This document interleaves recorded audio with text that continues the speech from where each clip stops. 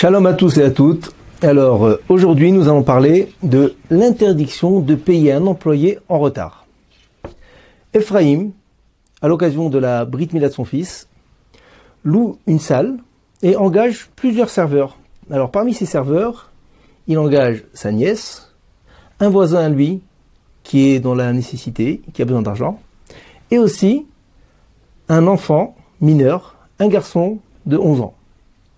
À la fin de la réception, il s'aperçoit qu'il n'a pas assez d'argent pour payer et les serveurs et le propriétaire de la salle.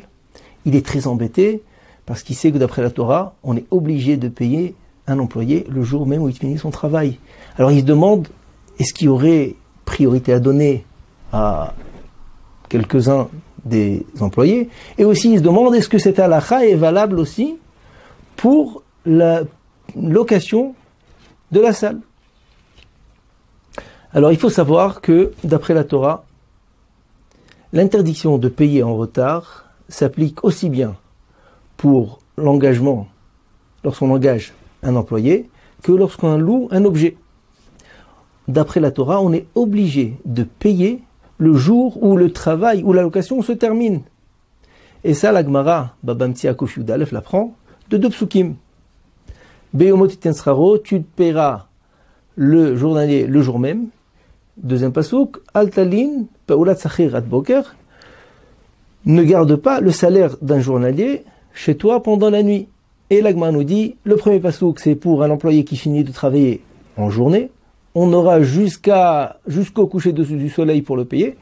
Le deuxième pasuk, il s'agit d'un employé qui a fini de travailler pendant la nuit. On aura jusqu'au lever du jour pour le payer. Et si on dépasse ces délais, on transgresse un interdit de la Torah. Et cette même Gemara continue et nous dit que cette halakha ne s'applique pas pour les terrains. Maintenant, pour la salle ou pour une maison, est-ce que cette halakha s'applique ou pas? Il faut savoir que l'opinion des décisionnaires est partagée. Le Rama 95, Rochen Mishpat, Tzadiké, nous dit qu'il y a deux avis dans les poskim. Quelle est la marloquette? La marloquette est de savoir, est-ce qu'une maison, étant donné qu'elle est composée d'éléments qui étaient détachés et qu'on a rattachés au sol pendant la construction, est-ce que on va considérer toute la maison comme un bien immobilier, ou alors on va garder encore le statut mobilier des choses que l'on a rattachées? Le Ktsot HaChoshen ici sur place nous dit, bien qu'il y ait des avis partagés dans les décisionnaires sur le statut de la maison, ici, puisqu'il s'agit d'un interdit de la Torah, il faudra être plus rigoureux, on sera mahmir, il faudra payer la location de la maison, d'appartement ou de la salle le jour même où arrive le moment de payer. Pour revenir à l'employé, il faut savoir que cet interdit de payer en retard s'applique même si l'employé est riche. Il n'a pas besoin d'argent. Quand même, on se doit de payer le jour même où il finit son travail. Mais par contre, il faudra donner priorité aux pauvres. Si on a deux employés à payer, un riche et un pauvre, on n'a pas assez de quoi payer les deux, on paiera d'abord aux pauvres. Mais par contre, il n'y aura pas de priorité pour la famille. Nous dit le Chafetz Chaim dans son livre Avat Chesed, contrairement à la mitzvah de Tzedaka. Comme vous savez, lorsqu'on a de la tzedaka à donner et qu'on a en face de nous deux pauvres, il y en a un qui est de la famille, un frère, un cousin, et l'autre qui n'est pas de la famille, il faudra donner priorité à la famille.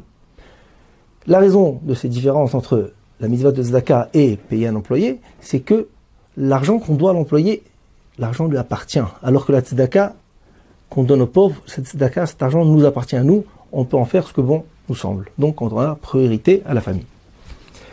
Et le Chafetz Chaim rajoute encore un point important, qui touche à notre cas. Il nous dit que cette halakha s'applique même si l'employé est mineur. Ça arrive souvent, on peut prendre une babysit par exemple, pour garder nos enfants. On arrive même à minuit, on n'a pas de quoi payer, il faudra, si elle demande son salaire, aller se débrouiller à la Caspomat ou je ne sais où, se débrouiller de l'argent et la payer avant l'aube, avant le lever du jour, sinon on transgresse un interdit de la Torah. Alors, pour revenir à notre cas, on donnera priorité, Ephraïm devra payer d'abord